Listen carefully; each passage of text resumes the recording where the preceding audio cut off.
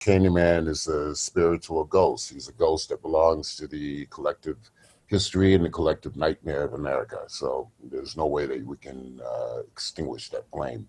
What a sad day. Another legend dies. Tony Todd, who starred in one of the best horror films, and that is The Candyman. I love The Candyman film. It is absolutely one of the best horror films out there. One of the best iconic, um, you know, entities within a horror film.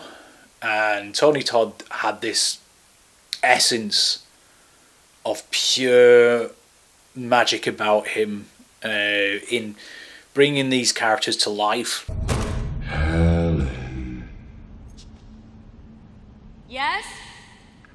Who is that? Helen, I came for you. On screen, he was absolutely brilliant. He brought this kind of dread to him. But you doubted me. I'm sorry, I have to go. No need to leave yet. You are not content with the stories, so I was obliged to come. And even most people now today will not say, Candyman 3 times in the mirror.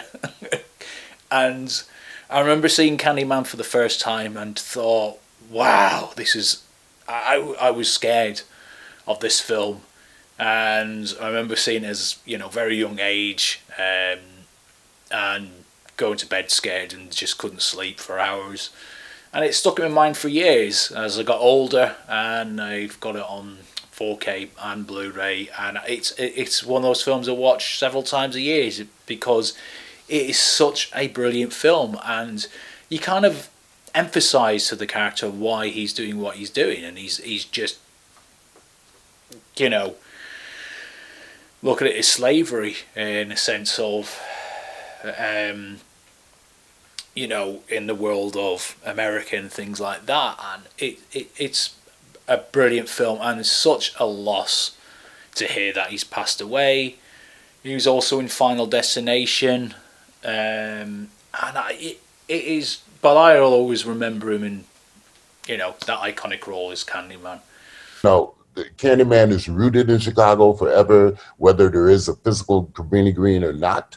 The ghost and the memories and the slave-like conditions will always remain.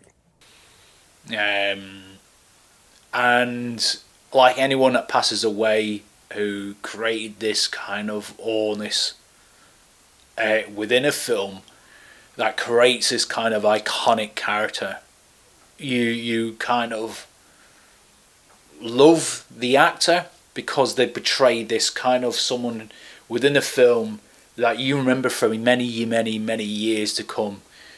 And Candyman would not be the same without Tony Todd bringing that kind of strength of fear, hearing the name Candyman, hearing that very deep voice.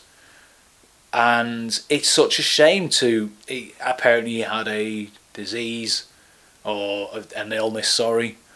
And unfortunately, he was only 69. What an absolute shame. It's, in my opinion, it's a young age to suddenly pass away. So, what an absolute shame and sad day to hear. He's passed away.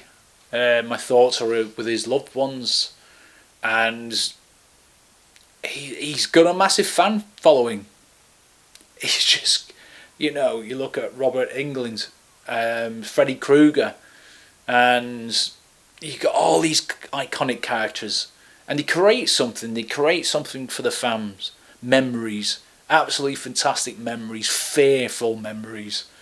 You go into a film thinking this is a great film because they bring that essence to the film where it makes it more realistic because the acting is brilliant. They bring this dread, and then they bring this kind of element of sorrow to why they're doing what they're doing. And Candyman had that element. Once you find out, and it's quite a sad backstory. It's kind of one of those elements too. He's basically looking for loss, the love of loss and stuff like that. And if you get in his way, you suffer for that. You suffer those consequences. Case, he was always searching for his unrequited love. So if you were in the way of that, you had to suffer the consequences. This is one of the best actors to play one of the best roles created, and that is Candyman. Absolutely, and I still will not look in the mirror and say that 3 times. I'm sure there's a lot of other people who do the same. So, but what do you guys think? What a shame. What an absolute shame. An absolute legend. He's definitely left his mark. And yeah, they would never be able to do another Candyman film without him. I remember watching the new one they did a few years back. Oh, it was alright. Nice to see, him return in that one. So, but the first one is the best one by miles. Anyway, what do you guys think? Leave your comments down below.